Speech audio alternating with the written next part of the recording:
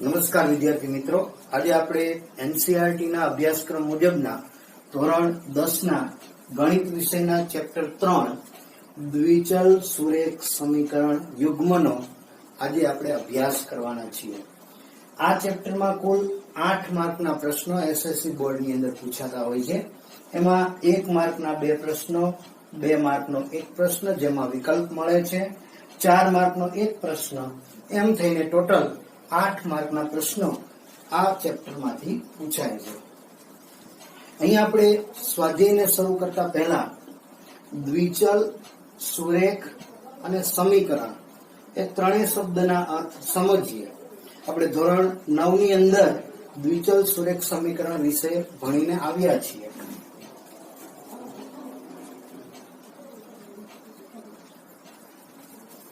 સૌથી પહેલી વાત છે દ્વિચલ। દ્વિચલ એટલે બે ચલ। તો ચલ એટલે શું? અજ્ઞાત, જેની આપણે કિંમત જાણતા નથી। અને આવા ચલ દર્શાવવા માટે આપણે અંગ્રેજીના મૂળાક્ષરો x, y, z, a, b, c વગેરે લઈએ છીએ। ઉપરાંત ગ્રીક મૂળાક્ષરો આલ્ફા, બીટા, ગેમા વગેરેનો પણ ઉપયોગ કરતા હોઈએ છીએ। હવે શબ્દ છે સુરેખ। તો જે પદાવલીમાં ચલોની મહત્તમ ઘાત 1 હોય તે પદાવલીને સુરેખ પદાવલી કહેવાય। થોડાક અહીંયા ઉદાહરણો આપેલા છે પદાવલી માટેના, એને આપણે બરાબર જોઈએ। તો અહીંયા પહેલી પદાવલી છે x plus y। તો x અને y ની ઉપર એક ઘાત છે, બરાબર? એટલે આ પદાવલીને સુરેખ પદાવલી છે એમ કહેવાય। આ પદાવલીમાં જુઓ તો x ઉપર કેટલી ઘાત છે? 2 અને y ઉપર 1। આપણે વાત એમ હતી કે જે પદાવલીમાં ચલોની મહત્તમ ઘાત 1 હોય, y ઉપર 1 છે પણ x ઉપર નથી, એટલે કે જેની અંદર જેટલા ચલો હોય એ બધા ચલોની ઘાત 1 હોય તો જ એને સુરેખ પદાવલી કહેવાય। અહીંયા આ પદાવલી સુરેખ પદાવલી નથી। હવે ત્રીજું એક ઉદાહરણ જોઈએ, a+5। આમાં a ઉપર કેટલી ઘાત છે? કાંઈ નથી, એટલે 1 ઘાત છે। અહીંયા ચલ ઉપર 1 ઘાત છે, માટે આ પણ સુરેખ પદાવલી છે એમ કહેવાય। સમીકરણ એટલે શું? તો બે ગાણિતિક અભિવ્યક્તિઓની સમાનતાને સમીકરણ કહેવાય। ગાણિતિક અભિવ્યક્તિ એટલે બહુપદી લઈ શકાય। તો અહીંયા બહુપદી છે, આ પણ બહુપદી છે, અને આ બે બહુપદીની સમાનતા એટલે કે બરાબરનું ચિહ્ન છે, માટે આને આપણે સમીકરણ છે એમ કહેવાય। આ પણ બહુપદી છે, દ્વિઘાત બહુપદી, અને આ પણ બહુપદી છે, અને બે બહુપદી વચ્ચે સમાનતાનું ચિહ્ન છે, માટે આને પણ સમીકરણ છે એમ કહેવાય। ટૂંકમાં સમીકરણ હોવા માટે આપણે યાદ રાખવું હોય તો આ રીતે યાદ રાખી શકાય। યાદ રાખવાની ટૂંકી રીત છે કે જેમાં બરાબરનું ચિહ્ન હોય, બરાબરની ડાબી બાજુએ કોઈ ગાણિતિક અભિવ્યક્તિ એટલે કે પદાવલી આપેલી હોય, બરાબરની જમણી બાજુએ કોઈ ગાણિતિક અભિવ્યક્તિ એટલે પદાવલી આપેલી હોવી, તો જ એને સમીકરણ છે એમ કહેવાય। એનો મતલબ એમ છે કે હું અહીંયા એક લખું છું પદાવલી x² + y + 2, તો આને આપણે સમીકરણ કહેવાય? જવાબ છે ના, આને સમીકરણ ના કહેવાય। કારણ કે હમણાં આપણે યાદ કર્યું તો એ પ્રમાણે કે એમાં બરાબરનું ચિહ્ન હોવું જોઈએ। તો પહેલા તો જાણે બરાબરનું ચિહ્ન નથી, તો પછી ડાબી બાજુ હોવી, જમણી બાજુ હોવી એવું કશું નથી। પણ જો હું આની અંદર એક ફેરફાર કરું, બરાબરનું ચિહ્ન મૂકી અને અહીંયા કોઈ પણ એક પદી કે અચળ બહુપદી કે કોઈ પણ પદાવલી મૂકી દઉં, તો હવે આ સમીકરણ છે એમ કહેવાય।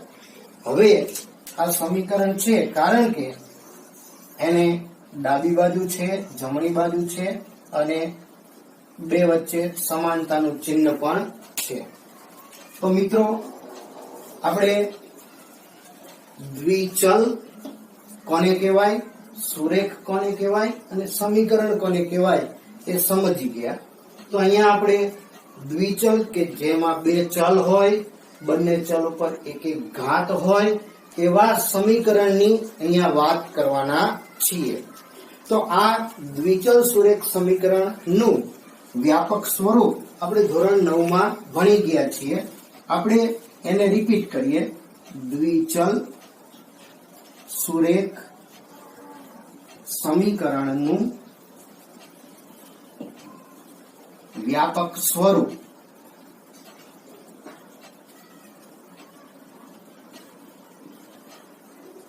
જરૂરી શરતો સાથે.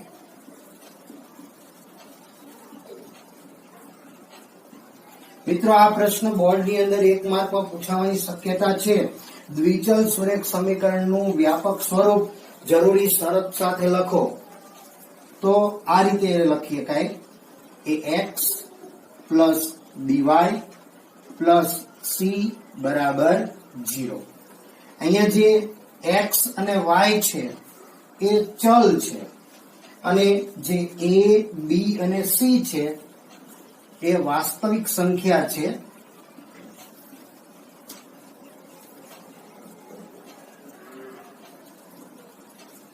અને એક બીજી શરત છે કે અહીંયા ચલ x નો સહગુણક a અને y નો સહગુણક b, આ a અને b એક સાથે ક્યારેય શૂન્ય હોતા નથી. જ્યાં a અને b એક સાથે શૂન્ય નથી. આ બે એની શરતો છે. હવે મિત્રો એવું થાય કે a અને b બે એક સાથે શૂન્ય હોય તો શું થાય આપણે વિચારીએ. ધારો કે a શૂન્ય છે તો શૂન્ય ગુણ્યા x એટલે શૂન્ય થઈ ગયું, વત્તા શૂન્ય ગુણ્યા y એટલે એ પણ શૂન્ય થઈ ગયું. પાછળ વધ્યું અચળ પદ c બરાબર શૂન્ય. તો મિત્રો અહીંયા તમે જોઈ શકો છો કે જો a અને b x અને y બેયના સહગુણક જો શૂન્ય હોય તો દ્વિચલ સુરેખ સમીકરણ રહેતું નથી. તો અહીંયા ખાસ આ નોંધવાનું અને આ શરત છે એટલે નોટબુક ની અંદર ખાસ લખી લેજો. આપણે એક ઉદાહરણ લઈએ. ધારો કે આવું લખીએ 5x plus 2y minus 5 is equal to 0. આ દ્વિચલ સુરેખ સમીકરણ છે. એને આપણે એના વ્યાપક સમીકરણ સાથે સરખાવીએ તો સ્પષ્ટ છે કે a બરાબર 5 મળે, b બરાબર 2 મળે અને અચળ પદ c બરાબર -5. તો આ વાત થઈ દ્વિચલ સુરેખ સમીકરણના વ્યાપક સ્વરૂપની. હવે આપણે આ જ સમીકરણની વાત ફરીથી કરીએ. 5x પ્લસ 2y માઇનસ 5 બરાબર 0. આ સમીકરણમાં મિત્રો આપણે x બરાબર 1 લઈએ અને y બરાબર 0 લઈએ તો શું થાય છે ચેક કરો. તો x ની જગ્યાએ 1 અને y ની જગ્યાએ 0. તો કેમ થશે? આ 5 x ની જગ્યાએ 1 પ્લસ 2 y ની જગ્યાએ 0 માઇનસ 5 ઇઝ ઇક્વલ ટુ 0. 5 એકા 5, કોઈ પણ સંખ્યાને શૂન્ય વડે ગુણાવો 0, -5 બરાબર 0. 0 બરાબર 0 મતલબ કે સમીકરણનું સમાધાન થયું. આ સમીકરણની અંદર x ની જગ્યાએ 1 અને y ની જગ્યાએ 0 મૂકીએ તો સમીકરણનું સમાધાન થાય છે. એનો મતલબ એમ થયો કે આ દ્વિચલ સુરેખ સમીકરણનો x બરાબર 1 અને y બરાબર 0 એનો એક ઉકેલ છે. મિત્રો આવા ઘણા બધા ઉકેલો શક્ય બને. તમે જુદા જુદા અલગ અલગ ઘણા બધા ઉકેલો આની અંદર વિચારી શકો છો. x ની અલગ અલગ કિંમતો માટે અને y ની અલગ અલગ કિંમતો માટે ડાબી બાજુ અને જમણી બાજુનું સમાધાન થાય એ બધી જ કિંમતો એ સમીકરણના ઉકેલ છે એમ કહેવાય. જો તમે x બરાબર 3 અને y બરાબર -5 લો તો પણ આ સમીકરણનું સમાધાન થશે. મિત્રો 5x + 2y - 5 = 0 આ એક દ્વિચલ સુરેખ સમીકરણ છે.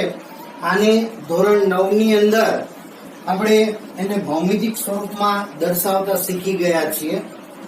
આને જો આપણે ભૌમિતિક સ્વરૂપમાં દર્શાવવું હોય તો કઈ રીતે દર્શાવી શકાય? તો આપણે યામ પદ્ધતિ, યામાક્ષો લઈએ. y અક્ષ, y', x, x', અને આને આપણે યામ પદ્ધતિ દ્વારા દર્શાવીએ તો એનો આલેખ રેખા બને છે. એવું આપણે ધોરણ 9 માં ભણીને આવ્યા છીએ. તો આ દ્વિચલ સુરેખ સમીકરણનું આ બેઝિક સ્વરૂપ છે અને આ એનું ભૌમિતિક સ્વરૂપ છે. મિત્રો, આપણે એક દ્વિચલ સુરેખ સમીકરણ વિશે બરાબર જોયું. ધારો કે આવા બે દ્વિચલ સુરેખ સમીકરણ હોય તો એને કઈ રીતે લખી શકાય, એનું વ્યાપક સ્વરૂપ કઈ રીતે બને, એની શરત કઈ રીતે થાય, આ પણ એક અગત્યનો પ્રશ્ન છે. 1 માર્કમાં બોર્ડની પરીક્ષામાં પૂછાઈ શકે એમ છે. એટલે એને પણ બરાબર યાદ રાખજો અને નોટબુકમાં લખી લેજો. પ્રશ્ન આમ પૂછી શકે, દ્વિચલ સુરેખ સમીકરણ યુગ્મ નું વ્યાપક સ્વરૂપ જરૂરી શરતો સાથે લખો. આવો પ્રશ્ન પૂછાય. હમણાં આપણે વાત કરી હતી એ માત્ર દ્વિચલ સુરેખ સમીકરણની હતી. અત્યારે આપણે વાત કરીએ છીએ દ્વિચલ સુરેખ સમીકરણ યુગ્મ. મતલબ કે અહીંયા દ્વિચલ સુરેખ સમીકરણ 2 હશે. એ 2 સમીકરણનું આપણે વ્યાપક સ્વરૂપ લખવાનું છે અને એની શરતો પણ લખવાની છે. તો બહુ મોટી વાત નથી, બહુ સિમ્પલ છે. એનું વ્યાપક સ્વરૂપ આ રીતે થશે: a1x + b1y + c1 = 0. બીજું સમીકરણ છે a2x + b2y + c2 = 0. અહીંયા આ દ્વિચલ સુરેખ સમીકરણનું પહેલું સમીકરણ અને આ બીજું સમીકરણ, 2 સમીકરણો સાથે લખીએ એટલે બની જશે દ્વિચલ સુરેખ સમીકરણ યુગ્મ. અહીંયા શરતો છે કે જ્યાં આ જે a1, b1, c1 પછી a2, b2 અને c2 વાપર્યા છે એ અચળાંકો છે. મતલબ કે વાસ્તવિક સંખ્યા છે. અને હમણાં આપણે કીધી હતી એ શરત આમાં પણ લાગુ પડે છે. a1 અને b1 તથા a2 અને b2 એક સાથે ક્યારેય શૂન્ય નથી.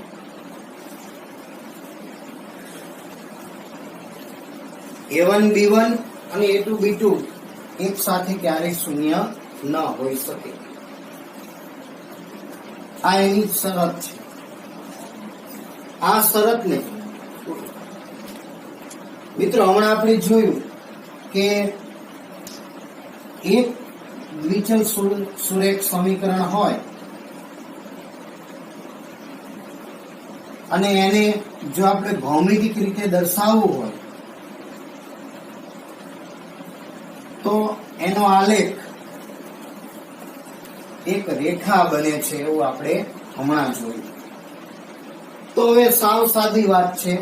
જો એક સુરેખ સમીકરણનો આલેખ એક રેખા બનતો હોય તો દ્વિચલ સુરેખ સમીકરણ યુગ્મ હોય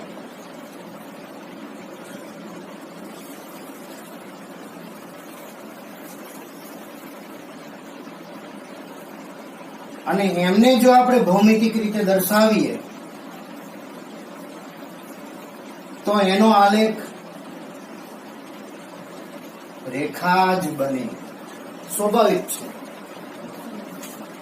પણ પ્રશ્ન એમ થાય કે સમતલમાં આપણે રેખા દોરીએ તો આ એક સમીકરણની એક રેખા અને બીજા સમીકરણની બીજી રેખા, સમતલમાં બે રેખાઓ દોરીએ તો કેટલી શક્યતાઓ છે? તો મિત્રો, સમતલમાં રેખા દોરવામાં કુલ 3 શક્યતાઓ છે. કાં બંને રેખાઓ પરસ્પર છેદે, રેખા L અને રેખા M, કાં બંને એકબીજાને છેદે, કાં બંને રેખાઓ પરસ્પર સમાંતર હોય આ રીતે, અને ગમે એટલી લંબાવો એકબીજાને છેદશે નહીં, અને કાં બંને રેખાઓ સંપાતી એટલે કે એકાકાર હોય આ રીતે, રેખા L ઉપર જ રેખા M આવેલી હોય. તો આપણે આવા દ્વિચલ સુરેખ સમીકરણ યુગ્મને દર્શાવવાની બેઝિક રીત અને ભૌમિતિક રીત બંને રીતો આપણે 3.1 માં આજે ભણવાની છે. તો એના માટે સૌથી પહેલા પુટ પ્રશ્ન ટાઈપ પ્રશ્ન હશે. આપણે ધોરણ 9 માં ભણીને આવ્યા છીએ એ પ્રમાણે સૌથી પહેલા એમાંથી સમીકરણ બનાવશું, એને બેઝિક રીત કહેવાય. એ સમીકરણ બની જાય પછી એને આલેખ દોરીશું અને એ એની ભૌમિતિક રીત છે. મિત્રો, આજે આપણે સ્વાધ્યાય 3.1 અને દાખલો પહેલો ભણીએ. એની રકમને પહેલા બરાબર સમજીએ શું કહેવા માંગે છે. આફતાબ તેની દીકરીને કહે છે, 7 વર્ષ પહેલા, અત્યારે નહીં, આજથી 7 વર્ષ પહેલા મારી ઉંમર તે વખતની તારી ઉંમર કરતા 7 ગણી હતી. આ વાત થાય છે અત્યારની ઉંમરની નહીં, પણ આજથી 7 વર્ષ પહેલાની ઉંમરની. હવે પછીના 3 વર્ષ પછી મારી ઉંમર તારી તે વખતની ઉંમર કરતા 3 ગણી હશે. તો મિત્રો, અહીંયા ઉંમરની વાત કરી છે, પણ પહેલી વાર જે ઉંમરની સરખામણી થઈ છે 7 વર્ષ પહેલાની ઉંમરની થઈ છે, અને બીજી વખત ઉંમરની જે સરખામણી થઈ છે એ 3 વર્ષ પછીના ઉંમરની સરખામણી થઈ છે.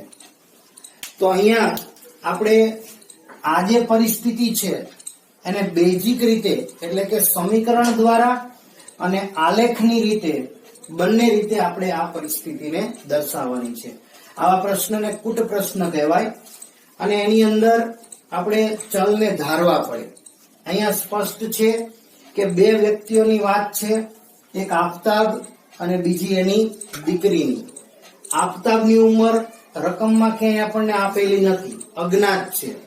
એવી રીતે એની દીકરીની ઉંમર પણ ક્યાંય રકમમાં આપેલી નથી, એ પણ અજ્ઞાત છે. એટલે આપણે આ બે અજ્ઞાતોને ધારવા પડશે. પહેલા આફતાબની ઉંમર છે. હવે પ્રશ્ન એ નવો થશે કે અહીંયા વાત અલગ અલગ કરી છે. પહેલી વખત વાત કરી છે, હમણાં મેં તમને કહ્યું એમ 7 વર્ષ પહેલાની ઉંમરની સરખામણી થઈ છે, અને બીજી વાર 3 વર્ષ પછીની ઉંમરની સરખામણી થઈ છે. તો આવા પ્રશ્ન વખતે આપણે શું કરવું? ઉંમર ધારવાની વાત સાચી કે આફતાબની ઉંમર ધારીએ, પણ 7 વર્ષ પહેલાની ધારીએ કે 3 વર્ષ પછીની ધારીએ, બેમાંથી એક પણ નહીં. આફતાબની ઉંમર ધારવાની છે, હાલની ઉંમર ધારશું, અને એની દીકરીની ઉંમર પણ અત્યારની જે હોય એ જ ધારીશું, જેથી કરીને આપણે જયારે 7 વર્ષ પહેલાની ઉંમર ગોતવી હોય તો સરળતા રહે. અત્યારે માનો કે આફતાબના 25 વર્ષ છે, તો 7 વર્ષ પહેલા કેટલા વર્ષનો હોય? તો સરળ થાય, 25 માંથી 7 જાય એટલે 18 વર્ષ. એમ અત્યારની ઉંમર ધારીએ તો આપણને પહેલાની ઉંમર ગોતતા બહુ વાર લાગે નહીં, અને અત્યારની ઉંમર ધારીએ તો હવે પછીની ઉંમર શોધવી હોય તો પણ આપણને મળી શકે. માટે આપણે જે ધારવાની વાત છે એ આ રીતે થશે. ધારો કે આફતાબની હાલની ઉંમર, મિત્રો અહીંયા ધ્યાન રાખજો, હાલની ઉંમર છે, હાલની ઉંમર x વર્ષ છે અને તેની દીકરી એટલે કે આફતાબની દીકરીની હાલની ઉંમર એ આપણે ધારી લઈએ y વર્ષ. આપણું પહેલું કામ અહીંયા પૂરું થાય છે, ધારવાનું. હવે આ ધાર્યા પછી આખી રકમ છે, આખી જે આપણને માહિતી આપેલી છે એ પરિસ્થિતિને આપણે બેઝિક રીતે એટલે કે સમીકરણના સ્વરૂપમાં હવે એને ટાળવાની છે. બહુ સરળ છે, બિલકુલ ઈઝી, સાવ સહેલી રીતે તમે એને ગોઠવી શકો છો. માત્ર આટલું યાદ રાખવાનું છે, જે પહેલું વાક્ય છે કે 7 વર્ષ પહેલા મારી, અહીંયા મારી શબ્દ છે, અહીંયા આપણે આફતાબ વાંચશું. 7 વર્ષ પહેલા આફતાબની ઉંમર તે વખતની તારીખની જગ્યાએ તેની દીકરીની ઉંમર કરતા 7 ગણી હતી. બસ અહીંયાથી ચાલુ કરીને અહીંયા સુધીનું જે વાક્ય છે એને આપણે અહીંયા સેપરેટ લખી લઈએ, જેથી કરીને ઘડીએ ઘડીએ વારંવાર રકમમાં ના જોવું પડે. 7 વર્ષ પહેલા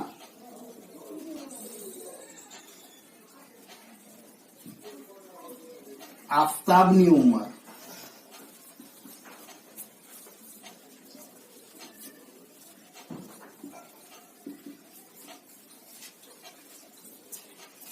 તે વખતની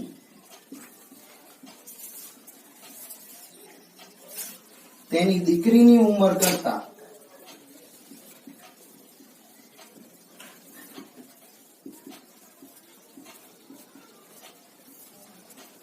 7 ગણી હતી. રકમ જે પહેલું વાક્ય છે એ અહીંયા લખાઈ ગયું છે. હવે અહીંયા આપણે વિચારવાનું છે કે આફતાબની અત્યારની ઉંમર x વર્ષ, એની દીકરીની અત્યારની ઉંમર y વર્ષ, પણ અહીંયા આપણે જે ગણતરી કરવાની છે એ 7 વર્ષ પહેલાની વાત કરવાની છે. એનો મતલબ એમ કે આપણે અત્યારે આ બંનેની 7 વર્ષ પહેલા કેટલી કેટલી ઉંમર હશે એ લખવી પડશે. તો આપણે લખીએ કે તેથી આફતાબની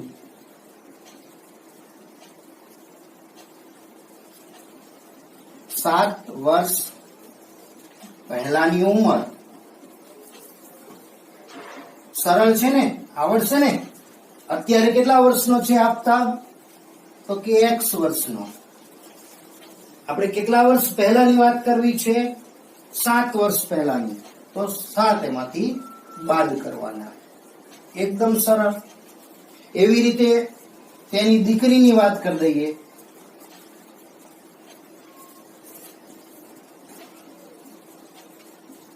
એની 7 વર્ષ પહેલાની કેટલી ઉંમર થશે?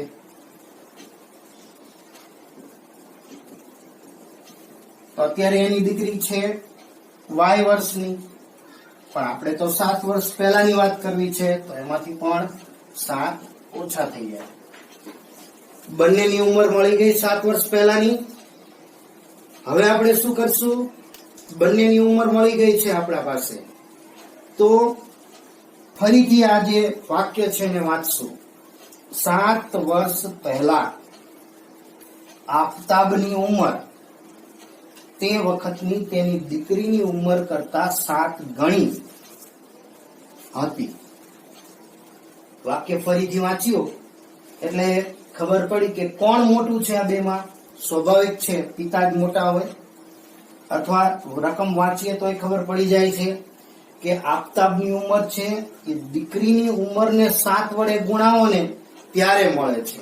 એટલે જ્યારે આવા સહેલી રીત બતાવું છું તમને, જ્યારે આવો ઘણો શબ્દ આવે ને 7 ગણી, 5 ગણી, 3 ગણી, 2 ગણી, 8 ગણી. ગણો શબ્દ આવે એટલે એટલા વડે ગુણવાના. 2 ગણી કે તો 2 વડે ગુણવાના, બમણી કે તો 2 વડે ગુણવાના, 3 ગણી કે તો 3 વડે ગુણવાના. પણ કોને? બેમાંથી જે નાનું હોય એને. બરાબર? તો આપણે છેલ્લે એવું લખ્યું હતું કે 7 વર્ષ પહેલા આફતાબની ઉંમર થઈ x ઓછા 7 વર્ષ અને તેની દીકરીની ઉંમર y ઓછા 7 વર્ષ. હવે પહેલા શું કરવું? એક બાજુએ આફતાબની ઉંમર લખી લેવાની અને બીજી બાજુએ એની પુત્રીની ઉંમર લખી લેવાની. હવે વિદ્યાર્થી મિત્રો, આ બે ઉંમર સરખી નથી. ખ્યાલ છે ને તમને? કારણ કે આ ઉંમર કોની છે? પિતાની. આ કોની છે? પુત્રીની. બેની ઉંમર સરખી ના હોય. આ બેમાં પિતાની ઉંમર વધારે છે અને પુત્રીની ઉંમર ઓછી છે. કેટલા ગણી છે? 7 ગણી. આપણે હમણાં વાત કરી તે પ્રમાણે જો નાના હોય એને આપણે 7 વડે ગુણાઈ દઈએ તો હવે આ અને આ બે ઉંમર થઈ જશે સરખી અને અહીંયા આપણું એક સમીકરણ લગભગ તૈયાર. હવે આનું થોડું સાદુરૂપ આપીએ. x ઓછા 7 બરાબર 7y ઓછા 49. બધા જ પદોને બરાબરની એક બાજુએ લઈ આવીએ તો x ઓછા 7 તો ત્યાં જ હતા. બરાબરની એક બાજુ જ્યારે દરેક પદને લાવવામાં આવે ત્યારે એમની નિશાની બદલાતી હોય છે. આ વત્તા 7y છે, આ બાજુ આવશે એટલે ઓછા 7y. ઓછા 49 આ બાજુ આવશે એટલે પ્લસ 49 અને બરાબર આ બાજુ કશું નથી વધતું એટલે 0. હવે થોડાક પદોને ગોઠવીએ અને સરવાળા બાદબાકી કરીએ. x ઓછા 7y 49 માંથી 7 જાય એટલે 42 એટલે વત્તા 42 બરાબર 0. આ આપણી પહેલી બેઝિક અભિવ્યક્તિ પૂરી થઈ ગઈ. હવે પછીના 3 વર્ષ પછી મારી ઉંમર તે વખતની તારી ઉંમર કરતા 3 ગણી હશે. આવું બીજું વાક્ય હતું. અહીંયા તમે જુઓ કે હવે પછીના 3 વર્ષ એટલે અત્યારે તો એકના x વર્ષ અને એકના y વર્ષ છે, પણ હવે આપણે જે સરખામણી કરવાની છે અત્યારની નહીં પણ અત્યાર પછીના 3 વર્ષ પછીની વાત કરવાની છે. એટલે અહીંયા આપણે લખવું પડશે કે 3 વર્ષ પછી આફતાબની ઉંમર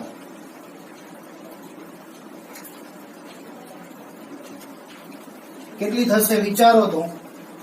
અત્યારે આફતાબ કેટલા વર્ષનો છે? x વર્ષનો. હવે 3 વર્ષ જવા દેવાના છે એટલે એની ઉંમર 3 વર્ષ જેટલી વધી જશે અને એની અંદર વત્તા 3 કરવા પડશે. અને એવી રીતે તેની દીકરીની ઉંમર કેટલી થશે 3 વર્ષ પછી?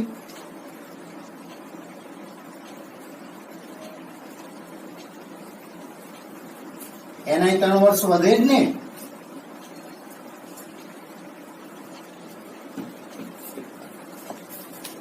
બરાબર. તો એની દીકરીની ઉંમર થશે y પ્લસ 3. હવે શું કરીશું? હમણાંની જેમ જ બંનેની ઉંમર સામે મૂકી દઈએ.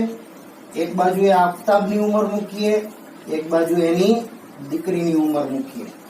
મેં તમને હમણાં વાત કરી હતી એમ જ્યારે પણ ઘણા શબ્દ આવશે રકમની અંદર એટલે સમીકરણ બનાવવું બહુ સહેલું છે. બેમાંથી કોણ નાનું એક ગોતી લેવાનું. જે નાના હોય ને એને એટલા ગણા કરી નાખવાના એટલે એટલા ગણા મોટા થઈ જશે. પછી બે સરખા બની જાય. અહીંયા કોણ નાનું છે? એની દીકરી. તો એની દીકરી કેટલા ગણી નાની છે? 3 ગણી. તો 3 વડે ગુણી નાખીએ જો એની દીકરીની ઉંમરને તો એની અને આફતાબની ઉંમર થઈ જશે સરખી.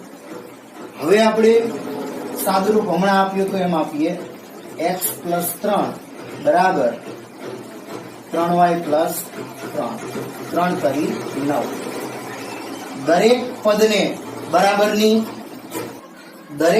બરાબરની એક બાજુએ લઈ આવીએ એટલે કે x plus 3 minus 3y plus છે એટલે આ બાજુ માઇનસ થાય -9 અને બરાબરની આ બાજુ એ કાંઈ ન વધે એટલે 0. હવે સરવાળા બાદબાકી કરીએ તો શું મળે? x -3y અને 9 માઇનસ છે 3 પ્લસ છે તો 9 માંથી 3 જાય તો 6 મળે, મોટા પદની નિશાની -6 બરાબર 0. આ આપણું થઈ ગયું સમીકરણ નંબર 2. આમ આપણને બે સમીકરણો મળ્યા, x - 7y પ્લસ 42 બરાબર 0. આ પહેલું સમીકરણ મળ્યું અને બીજું સમીકરણ મળ્યું x - 3y - 6 બરાબર 0. x - 3y - 6 બરાબર 0. અહીંયા આપણો પહેલો પ્રશ્ન પૂરો થયો. આપણે બેઝિક સ્વરૂપમાં બંને સમીકરણો મેળવી લીધા એટલે પરિસ્થિતિને બેઝિક સ્વરૂપમાં દર્શાવી દીધી. હવે આપણે આ બંને સમીકરણોને આલેખ દ્વારા દર્શાવવું છે. હવે વિદ્યાર્થી મિત્રો, આપણને બે પરિસ્થિતિને બેઝિક સ્વરૂપમાં બે દર્શાવી દીધી છે. હવે આપણે એને ગ્રાફના સ્વરૂપમાં, આલેખના રૂપમાં કેમ દર્શાવાય એ જોઈએ. x - 7y પ્લસ 42 બરાબર 0. આ એક સમીકરણ છે અને એને આપણે આલેખ દ્વારા દર્શાવવું છે. ધોરણ 9 ની અંદર આ વાત આવી ગઈ છે, કોઈ નવી વાત નથી. છતાં પણ આપણે અહીંયા એની ખૂબ જ બેઝિકથી, પાયાથી છણાવટ કરીશું. સામાન્ય રીતે સમીકરણમાંથી કોઈ એક ચલને કરતા બનાવી લઈએ. x ને કરતા બનાવવો હોય તો ચાલે, y ને કરતા બનાવવો હોય તો ચાલે. આપણે સમીકરણમાં x ને કરતા બનાવીએ એ થોડું સરળ રહેશે, કારણ કે અહીંયા x નો સહગુણક 1 છે, એટલે એ જે સહગુણક ઓછા હોય એને કરતા બનાવવું વધારે સરળ ગણાય.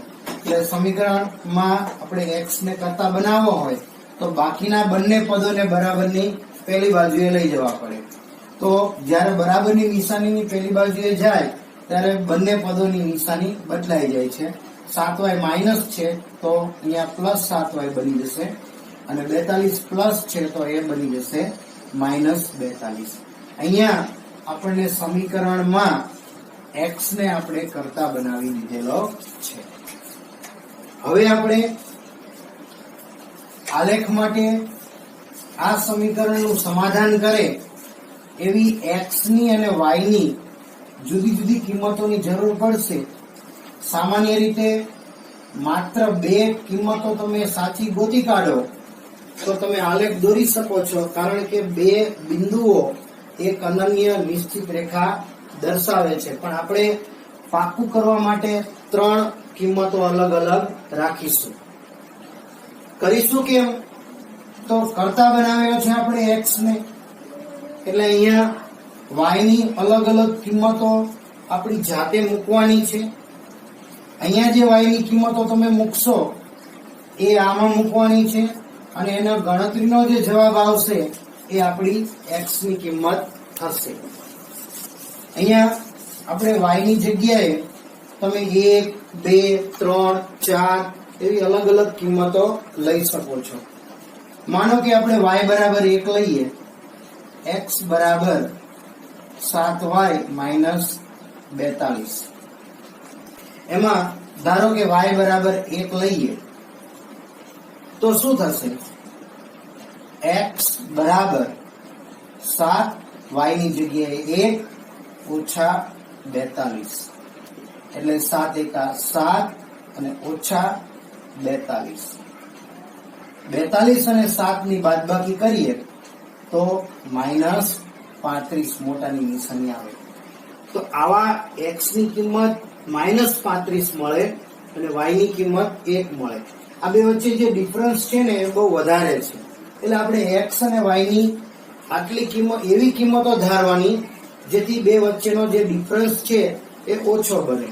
એટલે આપણે ધારો કે y બરાબર 2 મૂકીએ તો 7 દુ 14, 42 અને 14 ની બાદબાકી કરીએ તો 28 મળે. હજુ ઘણો ડિફરન્સ છે. 3 લઈએ, 4 લઈએ, 5 લઈએ, 6 લઈએ. આપણે 6 થી શરૂઆત કરીએ. y બરાબર 6 લઈએ તો y ની કિંમત 6 લઈએ તો શું થશે? x એમ નામ બરાબર એમ નામ, y એમ નામ, 7 એમ નામ. y ની જગ્યાએ અહીંયા મૂકવાના છે 6. તો અહીંયા 6 સત્તા 42 અને 42 માંથી 42 જાય એટલે મળે 0. એટલે x ના ખાનામાં મળે છે. અહીંયા આપણે જોયું કે y ની કિંમત 1 મેં લીધી હતી પહેલા, હવે 6 લીધી. એટલે કઈ કિંમત લેવી એ આપણા ઉપર ડિપેન્ડ છે. અહીંયા તમે એવું નથી કે 1 ના લેવાય, 2 ના લેવાય, -1 ના લેવાય. y ની અહીંયા કોઈ પણ કિંમત તમારી જાતે મૂકી શકો. તમે x ને કરતા બનાવ્યો છે એટલે y ની કિંમત તમારી જાતે મૂકવાની છે, પણ એવી મૂકવાની કે જેથી x અને y ની કિંમત વચ્ચે બહુ ડિફરન્સ મળે નહીં. એટલે થોડી વાર વિચારી મોઢે ગણતરી કરી પછી મૂકવાની. હવે આપણે હજુ બીજી કિંમતની જરૂર છે. ફરીથી હું લખું છું x બરાબર 7y ઓછા 42. અહીંયા 6 લીધા હતા, હવે આપણે અહીંયા 7 લઈ શકાય. જો y બરાબર 7 લઈએ તો શું થાય જોઈએ આપણે. શું થશે તો x m ના બરાબર 7 કૌંસમાં 7 ઓછા 42. 7 7 49 માંથી 42 જાય એટલે મળે 7. તો બે નજીક નજીક લાગે છે એટલે આપણે લખી લઈએ કે y બરાબર જો 7 લઈએ તો આપણને x બરાબર પણ 7 મળે છે. હવે આવશે ત્રીજી કિંમત. y ની કિંમત 8 લઈએ, સમીકરણ ફરીથી લખીએ y x બરાબર 7y ઓછા 42, એમાં y બરાબર 8 લઈએ. બાળકો ખ્યાલ આવે છે ને મિત્રો કે y ની જ કિંમત શું કામ મુકાય છે? કારણ કે આપણે કરતા બનાવ્યો છે x ને, એટલે x ની કિંમત ગોતવાની છે. x ની કિંમત y ની કિંમત જાણીએ તો જ મળે. એટલે y ની કિંમત આપણી જાતે જે મૂકવી હોય એ મૂકી શકાય છે. 8 મૂકીએ તો શું થાય? 7 ગુણ્યા 8 ઓછા 42, 7 8 56 ઓછા 42, બે ની બાદબાકી આવશે 14. 8 મૂકીએ તો 14. આમ એક આપણને સમીકરણ દ્વારા એક કોષ્ટક મળ્યું છે અને આના ઉપરથી આપણે ગ્રાફ બનાવી શકીશું. આમ આપેલ પરિસ્થિતિ ને આપણે બેઝિક રીતે દર્શાવી દીધી છે બે સમીકરણો દ્વારા. x ઓછા 7y વત્તા 42 બરાબર 0 સમીકરણ 1, x ઓછા 3y ઓછા 6 બરાબર 0 સમીકરણ 2. આ બંને સમીકરણને હવે આપણે ભૌમિતિક રૂપે દર્શાવવું છે, એટલે કે આલેખ રૂપે દર્શાવવું છે. તો એના માટે આપણે સમીકરણ 1 હમણાં જોયું એ પ્રમાણે સમીકરણ 1 ઉપરથી આપણે આવા પ્રકારના કોષ્ટકની રચના કરી લીધી છે. હવે આ બિંદુઓને આપણે આલેખ ઉપર દર્શાવી દઈશું એટલે એનું ભૌમિતિક સ્વરૂપ થઈ જશે. હવે વાત કરવાની છે આપણે સમીકરણ 2 ની. તો સમીકરણ 2 આ પ્રમાણે છે x - 3y - 6 બરાબર 0. અહીંયા આપણે વાત કરી હતી એ પ્રમાણે કાં તો સમીકરણમાં x ને કરતા બનાવવાનો અથવા y ને. તો સમીકરણની અંદર જે ચલ x કે y એનો સહગુણક ઓછો હોય એને કરતા બનાવાય. અહીંયા તમે જુઓ છો y નો સહગુણક 3 છે, x નો સહગુણક કઈ નથી એટલે 1 ગણાય. તો x ને આપણે કરતા બનાવીએ. x ને કરતા બનાવવા હોય તો બાકીના બંને પદોને બરાબરની પેલી બાજુએ લઈ જવાના હોય. તો જે માઇનસ હોય એ પ્લસ થઈ જાય, પ્લસ હોય એ માઇનસ થઈ જાય. તો 3y માઇનસ છે આ બાજુ આવશે પ્લસ 3y, માઇનસ 6 આ બાજુ આવશે તો પ્લસ 6. આમ આપણે સમીકરણમાં x ને કરતા બનાવી દીધો છે. હવે શું કરીશું આપણે? જ્યારે આપણે x ને કરતા બનાવતા હોઈએ ત્યારે y ની કોઈ પણ કિંમત મૂકી અને ગણતરી દ્વારા x ની કિંમત મેળવવાની હોય અને એના માટે આપણે એક કોષ્ટકની રચના કરીએ. એમાં અલગ અલગ y ની 3 કિંમતો આપણે લેશું, x અને y. સૌથી પહેલા શરૂ કરીએ આપણે કે y ની જગ્યાએ કઈ પણ કિંમત લઈ શકાય છે. તો આપણે y ની જગ્યાએ -2 લઈએ, લખીએ. કે x બરાબર 3y પ્લસ 6 માં y બરાબર -2 લેતા y ની જગ્યાએ -2 લેવા છે તો શું થશે બરાબર ના બરાબર 3 y ની જગ્યાએ -2 પ્લસ 6 એટલે કેવું થશે 3 દુ 6 પણ -6 પ્લસ 6 એટલે પ્લસ ને માઇનસ ની બાદબાકી થઈને 0 મળે એટલે x મળશે 0. હવે આપણે y ની જગ્યાએ અહીંયા કોઈ પણ બીજી કિંમતો લઈ શકાય. આપણે y ની જગ્યાએ હવે બીજી વખત શૂન્ય વાપરીએ. સમીકરણ આપણે કરતા બનાવેલું છે એ 3y પ્લસ 6 એમાં y બરાબર 0 લઈએ તો કેવું થશે x is equal to 3 y ની જગ્યાએ 0 વત્તા 6 0 વત્તા 6 તો 6 એટલે કે y ના ખાનામાં 0 લઈએ તો x ની ગણતરીનો જવાબ આવે છે 6. બાળકો હવે આમાં ત્રીજી કિંમત માટે બહુ સહેલી વાત છે. એક તમને અહીંયા નાનકડી વાત દ્વારા દર્શાવું છું. એક સંખ્યા રેખાનું જ્ઞાન તો આપણને છે. જમણી બાજુએ 1 2 3 4 5 એવી રીતે ડાબી બાજુએ -1 -2 -3 -4 ઋણ સંખ્યાઓ છે. આપણે કઈ કઈ કિંમતો લીધી છે એક -2 બીજી y ની કઈ કિંમત લીધી છે 0. તો હવે આપણે આ બે વચ્ચે એક છોડીને લીધી ને તો આપણે જો આ બે લઈએ ને તો અહીંયા જેવી રીતે બબેના ગાળામાં કિંમતો લીધી છે તો એનો જવાબ x માં પણ અહીંયા જે બે ડિફરન્સ હશે એ જ ડિફરન્સ અહીંયા આવવાનો. આ બે વચ્ચે કેટલો ડિફરન્સ છે 6 નો તો અહીંયા પણ 6 નો ડિફરન્સ જ થશે. આપણે ચેક કરીએ.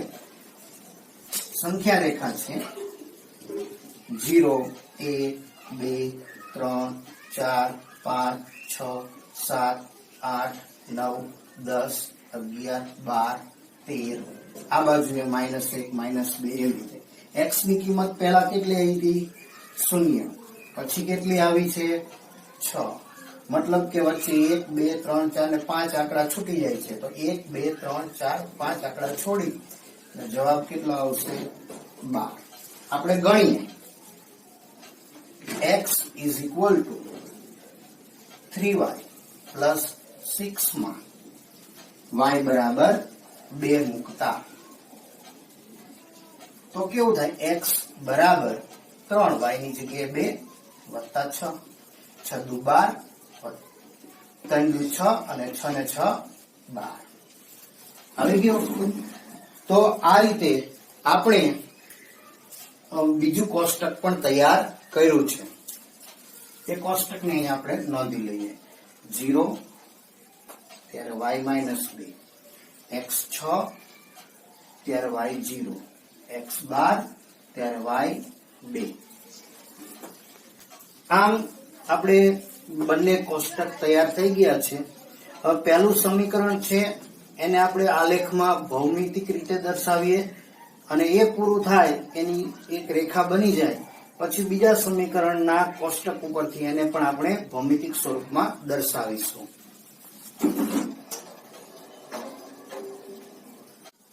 આલેખ પત્રમાં ઊભી ધરી એટલે y અક્ષ અને આડી ધરી એટલે x અક્ષ.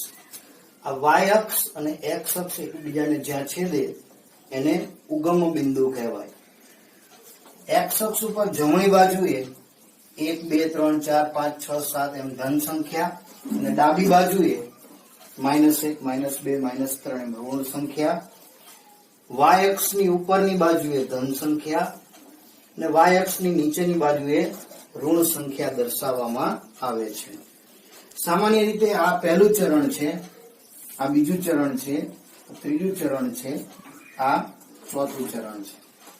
હવે આપણે અહીંયા ગ્રાફની જરૂરિયાત પ્રમાણે 1 સેન્ટીમીટર બરાબર 2 4 6 8 એવી રીતે મેં અહીંયા આંકડાઓ લખ્યા છે 2 4 6 8 10 12. આ બાજુએ -2 -4 -6 એ રીતે ઉપર 2 4 6 8 10 12 નીચે -2 -4 -6 -8 એ રીતે. હવે આપણે પહેલું જે સમીકરણ છે x - 7y + 42 = 0 ને આલેખના સ્વરૂપમાં દર્શાવવું છે તો એના માટે આપણે શું કરવું પડશે? અહીંયા પહેલું બિંદુ કયું છે?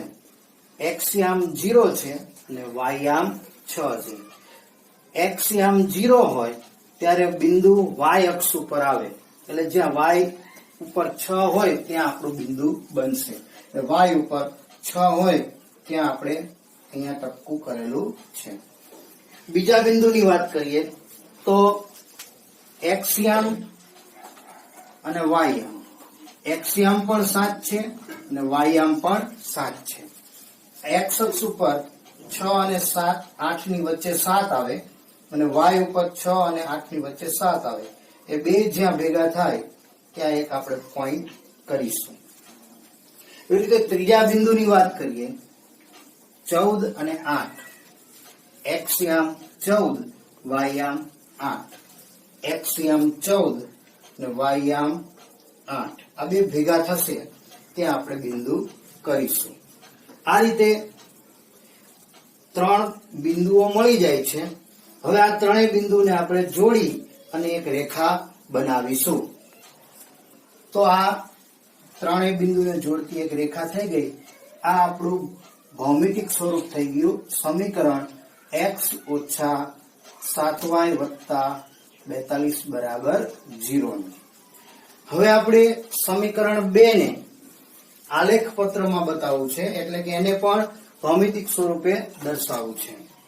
તો અહીંયા જોઈએ આપણે x યામ 0 છે અને y યામ -2 છે. આપણે હમણાં વાત કરી હતી કે જો x યામ 0 હોય તો બિંદુ y અક્ષ ઉપર આવે, એટલે y અક્ષ ઉપર -2 ક્યાં છે? અહીંયા.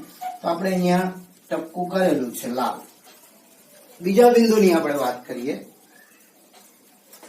x યામ 6 અને y યામ 0 છે. આ વખત કયો યામ 0 છે? y યામ 0 હોય તો બિંદુ ક્યાં આવશે? x અક્ષ ઉપર. x અક્ષ ઉપર 6 આવે ત્યાં બિંદુ લેવું પડશે. હવે ત્રીજા બિંદુની વાત કરીએ x યામ 12 અને y યામ 2. x યામ 12 છે અને y યામ 2. એ બે ભેગા થાય ત્યાં આપણે એક બિંદુ લેશું.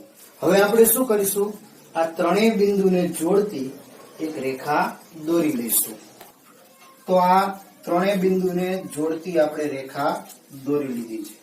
આ રેખા કયા સમીકરણની છે? x - 3y - 6 બરાબર 0. આમ આપણા પ્રશ્નના બંને જવાબ અહીંયા મળી ગયા છે. બીજી રેખા, બીજા સમીકરણને પણ આપણે ભૌમિતિક સ્વરૂપમાં દર્શાવી દીધું. તો વિદ્યાર્થી મિત્રો, આ સાથે સ્વાધ્યાય 3.1 નો આપણે અભ્યાસ પૂર્ણ કર્યો છે. એની તમામ થિયરીઓને પણ આપણે પૂર્ણ કરી છે. એમાં ન સમજાય તો મારો વિડીયો ફરીથી જુઓ. તેમ છતાં તમને ન સમજાય તો મને કોમેન્ટ બોક્સમાં લખો, હું એનો રિપ્લાય આપીશ. આવતા વિડીયોમાં આપણે 3.1 ના બાકીના દાખલાનો અભ્યાસ કરીશું.